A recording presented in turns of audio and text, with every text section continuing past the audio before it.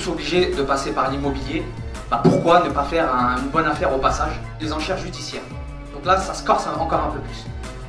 Là, en gros, c'est quoi? C'est les biens qui ont été saisis au propriétaire.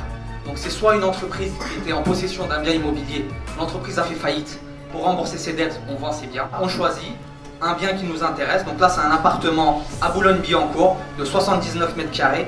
Boulogne, c'est environ 7 à 8 000 € du mètre carré. Donc là, c'est un 80 mètres carrés.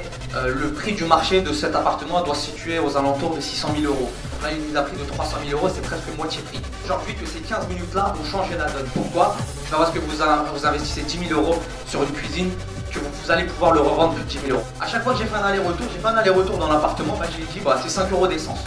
Donc j'ai facturé 5 € d'essence à l'appartement pour qu'à la fin, je puisse connaître le bénéfice réel à l'euro près de cet appartement-là. Je savais qu'il n'y allait pas avoir beaucoup de personnes. C'est compliqué à expliquer, mais je savais que j'allais pas avoir beaucoup de concurrents là-dessus.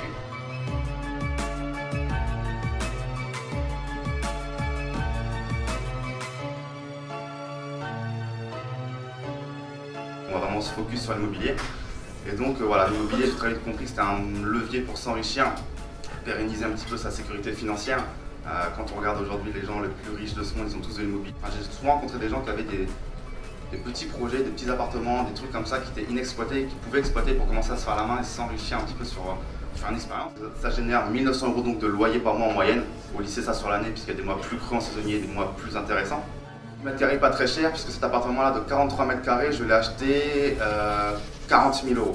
Donc je me disais c'est bizarre, il y a quand même des gens, ils peuvent bien dormir dans des hôtels quelque part, donc c'est quand même bizarre, ça doit marcher. Pouvoir meubler non professionnel, c'est assez simple, il y a un seul statut quand on est en nom propre et qu'on fait de la location meublée. Donc là c'est le louer meublé, forcément pour les touristes, il faut mieux qu'ils aient un lit.